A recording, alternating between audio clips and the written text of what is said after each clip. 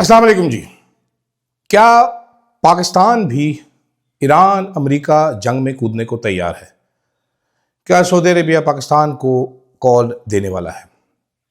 कितनी प्रोबेबिलिटी है कि ये फुल स्केल वॉर बनकर पाकिस्तान को अंदर खींच लेगी? कल जो विजुअल्स आए जिसमें सारे के सारे बहुत टेंस लग रहे थे, वो क्या थी? फील्ड मार्शल साहब को शिया उलेमा से मुलाकात की ज़रूरत क्यों पेश आई? हो क्या रहा है? कुछ रिसर्च के ऊपर बात करेंगे, कुछ प्रोबेबिलिटी के मॉडल्स अप्लाई करेंगे, कुछ पढ़ी लिखी बात करेंगे, कुछ हिस्ट्री आपको बताएंगे, कुछ फ्यूचर प्रेडिक्ट करेंगे। मैं हूं अदील राजा, आप देख रहे हैं मेरा यूट्यूब चैनल। सबसे पहले तो सब्सक्राइब ज़रूर करना है आपने।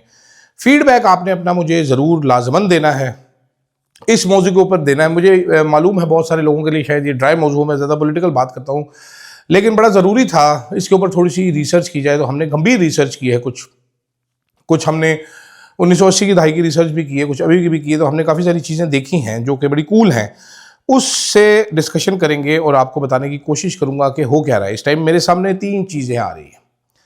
जब पढ़ाई की मैंने तो 3 चीज़ें मेरे सामने आ रही। एक है जनाब कोर पॉइंट्स जो मैं कवर करूंगा इस व्लॉग में, एनर्जी वेपन कैसे इस्तेमाल हो रहा है, पाकिस्तान के लिए ट्रैप क्या है, और 72 घंटे की विंडो। अब कल आपने देखा होगा अजीब चीज़ें जो हो रही है वो आपको बता दो। कल फील्ड मार्शल साहब को शिया उलमा से मुलाकात की ज़रूरत क्यों पेश आई? सब लोग ये सोच रहे हैं कि शायद सऊदीया की कॉल पे Pakistan will join Saudi Arabia to attack Iran. ये पहला खदशा सबके जहन में आएगा, क्या हम एक बार फिर किसी पराई जंग में कूदने लगे हैं जनाब, क्योंकि हमने एक मुआहदा करके रखा है। उसके बाद जो वीडियो आई एक पीएम ऑफिस से, पीएम हाउस से, जिसमें सारे मिल के एक मीटिंग कर रहे थे पेट्रोलियम मसनूआत के मुकर्रर करदा उस पर सारी चीज़ों पे, वो विजुअल्स भी बहुत ज़्यादा परेशान कुन थे, क्योंकि मैंने जब देखा सारे की बॉडी लैंग्वेज भी स्टिफ थी, सारे परेशान लग रहे थे। उसके बाद कतर के एलएनजी के जो प्लांट्स हैं उनको जो डैमेज हुआ है वो कई साल लगेंगे उनको रिकवर करते हुए फुल कैपेसिटी पे आने पे। पेट्रोलियम की प्राइसेस जिस तरीके से बढ़ रही हैं, हमारे जैसे मुल्क के लिए मसला बड़ा है। लेकिन मसला सिर्फ ये नहीं है, मसला इसके अलावा एक और मसला है हमारे मुल्क के लिए, इससे बड़ा मसला। वो बड़ा मसला क्या है वो मैं आपको समझाता हूँ। सबसे पहले आप ये समझने की कोशिश करें कि इस टाइम चल क्या रहा है, ये जंग हो क्या रही है। एक काइनेटिक वॉर चल रही है, एपिक फ्यूरी, लॉयंस रोर, ठीक है। दूसरा ईरान की रिटेलिएशन चल रही है जनाब। वो रिटेलिएशन में क्या कर रहा है ईरान, क्योंकि अमेरिका दूर है, वो इसराइल पे मारता है मिसाइल, साथ साथ वो गल्फ स्टेट्स, उन गल्फ स्टेट्स जो कि अमेरिका को अपने अड्डे दिए बैठी है, उन पे भी मारता है मिसाइल। वो गल्फ स्टेट चीखें मार रही हैं कि हमें ना मारो, हम तो तुम्हारे मुस्लिम ब्रदर हैं। ईरान कहता है बेगैर तो मुस्लिम ब्रदर हो तो why have you given American your basis. कल तारीख में पहली बार ईरान ने अमेरिका का गुरूर, उनका F-35 stealth 6th generation fighter था जो कि नजर ही नहीं आता था किसी को, अगलों ने वो भी छिक छोड़ा, वो उसको जख्मी कर दिया, और वो उतरा भी कतर की बेस पे डैमेज होने के बाद। तो अमेरिका को इररिपेयरेबल लॉस ईरान ने परसेप्शन का ये भी पहुंचाया कि भाईजान तो तुम्हारे जहाज दुनिया में कोई नहीं देख सकता ना, वो हम देख रहे हैं, ठीक है, कोई नहीं देख सकता, हम देख रहे हैं और हम गिराएंगे भी। ये प्रिपेयर्डनेस पिछले साल की जो 10 रोज़ा जंग थी उसके बाद ईरान ने की थी और उसके लिए भरपूर तरीके से तैयार थे, ठीक है जी जनाब। अब ये रिटेलिएशन चल रही। इसके बाद दूसरी चीज़ मैं इसमें कवर करूंगा कि एनर्जी इंफ्रास्ट्रक्चर को जो हिट हो रही है, फिर इकोनॉमिक वॉरफेयर, उसके बाद फिर एनर्जी चोक, ये सारा कुछ। अब मॉडल्स मैंने इसमें क्या लिखे हैं, मॉडल्स मैंने इसमें escalation ladder model Herman Kahn का वो डाला है। इसमें उसके स्टेप्स होते हैं, पहले प्रॉक्सी वॉर, फिर डायरेक्ट स्ट्राइक, फिर economic targeting, regional spill over, और उसके बाद शुरू हो जाता है टोटल वॉर। इस मॉडल के लिहाज से हम पाकिस्तान भी अभी स्टेप नंबर 3 पे बैठे हैं। ये जंग पूरी स्टेप नंबर 3 पे इकोनॉमिक टारगेटिंग की जा रही है। अब इसमें मॉडल दूसरा अप्लाई किया जब चेक करने के लिए सिक्योरिटी डायलेमा का कि क्या मसला है, वो है रियलिज्म का मॉडल जॉन हर्स का। उसमें क्या है, वो कहता है जी ईरान ने स्ट्राइक किया, इजराइल ने स्ट्राइक किया, ईरान ने रिटेलिएट किया, रिटेलिएशन में गल्फ के पूरे रीजन को इनसिक्योर कर दिया। गल्फ जब इनसिक्योर हुआ उसने अपने अलाइसेंस एक्टिवेट किए, ठीक है, डिफेंसिव पर अपने अपोनेंट ऑफेंसिव कर दिया, डिफेंसिव होते हुए ईरान ने ये किया। फिर आ जाता है अलायंस इंट्रैपमेंट वर्सेस अबैंडनमेंट। ये है ग्लेन स्नाइडर का मॉडल। पाकिस्तान का डिलेमा इसमें छुपा है। वो क्या छुपा है कि जनाब जब सऊदी अरेबिया को बम वज्जे हैं, सऊदी अरेबिया साहब ने हमें आवाज़ दी है कि पाकिस्तानियों हमने तुम्हारे साथ डिफेंस पैक्ट किया, किथे हो। अब हमने इस टाइम पे सऊदिया के साथ ना खड़े हुए तो हम सऊदिया को अबैंडन कर देंगे, जाहिर बात है। सऊदिया मैं भी हूँ, अगर मेरा कोई दोस्त हो मुझे चपेड़े को मार रहा हूँ, मैं उसको फोन करूँ इधर आ मुझे बचा, और वो उसने दोस्त कहे कि मैं नहीं आता, तो वो बुरा फील करेगा। लेकिन जो चपेड़े मार रहा हो वो मेरा हमसाया हो तो मेरे लिए बड़ा मसला हो जाएगा कि जाके उसको करना। मैं कोशिश करूंगा यार प्लीज तेरी मेहरबानी तू साइड पे हो जाए, तेरी मेहरबानी साइड पे हो जाए। नहीं होगा तो मुझे एक साइड चूज करनी पड़ेगी। आप हमसाया चूज करेंगे या पैसे देने वाला चूज करेंगे, ये फैसला आपने करना है। अगर हम सऊदीया के साथ गए तो हमारे लिए रिस्क बनता है, ये ग्लेन स्नाइडर के मॉडल के मुताबिक इंट्रैपमेंट रिस्क बनता है हमारे से, कि हम ईरान की जंग में इंट्रैप ना हो जाए, बॉर्डर स्पिल ओवर, बलूचिस्तान पे इम्पैक्ट, फिर हमें अंदरूनी जंग, उधर से इंडिया इजराइल, हम एक अजीब कड़मस में फंस जाएंगे। अफगानिस्तान के साथ भी हमने माहौल खोल के बैठा हुआ है। फिर एक मॉडल है जी cost imposition warfare model, Iran साहब यूज़ कर रहे हैं जी $500 से लेके $50,000 वाले ड्रोन।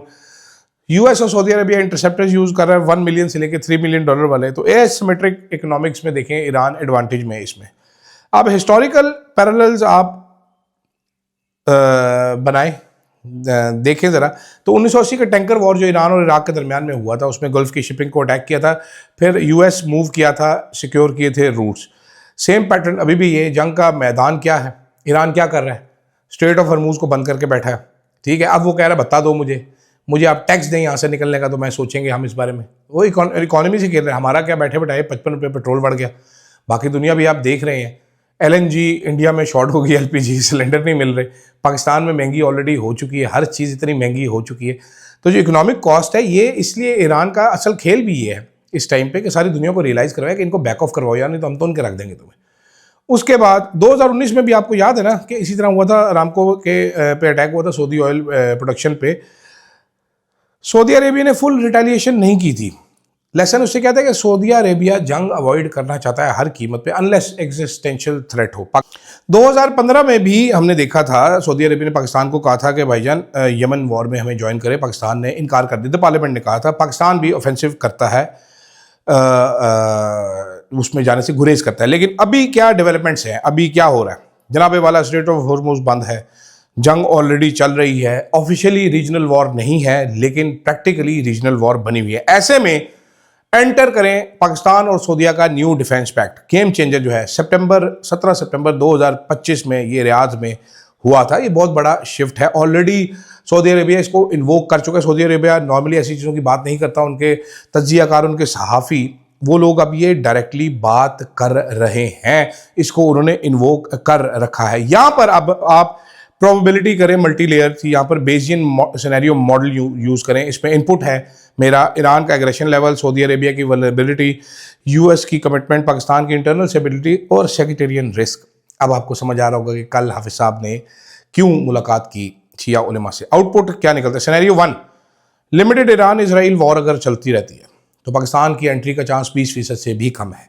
सिनेरियो 2, अगर गल्फ के एनर्जी एसेट्स को, पेट्रोलियम, उनकी पाइपलाइनों को रिपीटेडली हिट किया जाता है, सऊदी अरेबिया इन्वोक करेगा, तो 55 to 65% चांसेस है पाकिस्तान इस जंग में एंटर करेगा अगर हम ज़्यादा एडवेंचरस हुए, और इसके ऑलरेडी साइंस मौजूद हैं। सिनेरियो 3, सऊदीया की टेरिटरी ब्रीच होती है, मेजर डैमेज होता है, तो पाकिस्तान के एंट्री के चांसेस 85% डिफेंस के लिए, और ये ऑलमोस्ट सर्टन है ये चीज़ कि पाकिस्तान एंटर होगा। सिनेरियो 4, अगर यूएस लेड फुल वॉर हो जाती है, सारे ममालिक आ जाते हैं, तो पाकिस्तान का चांस इसमें एंटर होने का 10 से 15 दिन है। टाइमलाइन क्या है इस प्रोजेक्शन की? मेरी टाइमलाइन है जनाब इसके अगले 7 दिन, अगर मजीद एनर्जी स्ट्राइक्स आती हैं, होती रहती हैं, तो डिप्लोमेटिक कॉल्स होंगी। फिर उसके बाद अगले हफ्ते सऊदीया की फॉर्मल रिक्वेस्ट आपको आ जाएगी कि पाकिस्तान आप डिप्लॉयमेंट करें, डिफेंसिव डिप्लॉयमेंट करें हमारे ऊपर फ़ौरन से पहले। पाकिस्तान को ज़रूरत है 72 घंटों की ये डिप्लॉयमेंट करने की, सऊदी अरेबिया पहुंचाने की। पाकिस्तान अपने साथ अपना एयर डिफेंस सिस्टम भी कुछ लेके जाएगा, जो low cost air defence system है, जो नीचे आने वाली चीज़ों को मार गिरा सकता है और ड्रोन्स को गिराने की कोशिश करेगा। ईरान की ग्रैंड स्ट्रैटेजी के आखिर में जाते जाते आपको समझाता हूँ। ईरान की ग्रैंड स्ट्रैटेजी है, ईरान ने सऊदी अरेबिया को फुल फ्लैज वॉर में नहीं लेकर, नहीं मैं अब सारी चीज़ें देख के आपको बता रहा हूँ। उसने सऊदी अरेबिया को इनसिक्योर रखना है, ठीक है। सऊदी अरेबिया को पूरा गर्दन दिया ईरान ने, तो पाकिस्तान एक्टिवेट होगा, गल्फ ब्लॉक पूरा एक्टिवेट हो जाएगा, अमेरिका मौजूद है, ईरान आइसोलेट ज़्यादा हो जाएगा। स्ट्रैटेजी क्या है? Maximum pressure, minimum escalation. उस अगले ने क्या उसको कहते हैं कि बस टपा के रखा हुआ है। अब कंक्लूजन मेरा क्या है? पाकिस्तान की डॉक्ट्राइन इस टाइम पे पब्लिकली क्या है कि पब्लिक एम्बिग्विटी है, पब्लिक को कुछ पता नहीं है, न्यूट्रल पब्लिक को बता रहे हैं हम तो कुछ नहीं है, बयान दे रहे। प्राइवेटली वो अलाइंड है सऊदी अरेबिया के साथ और डिफेंसिव वो तैयार होंगे सऊदी अरेबिया जाने के लिए। बंदूकें से ये जंग जीती नहीं जाएगी। अब ईरान के लिए समझने की बात है और अमेरिका को भी समझने की बात है कि ये अलायंस मैनेजमेंट से जीती जाएगी। पाकिस्तान इस टाइम दुनिया की सबसे मेरा ख्याल है डिप्लोमेटिक चेस खेल रहा है। हर चाल जो है इसकी एक चाल उल्टी पड़नी आपको लग समझ जानी। सऊदी अरेबिया ने अगर कॉल कर दिया एक दफ़ा के जनाबे वाला आ जाएं तो आपको लग समझ आएगी। वैसे तो इस टाइम हम कह रहे हैं हम ज़बरदस्त काम कर रहे हैं और कर भी रहे होंगे, शायद बहुत अच्छा काम कर रहे होंगे।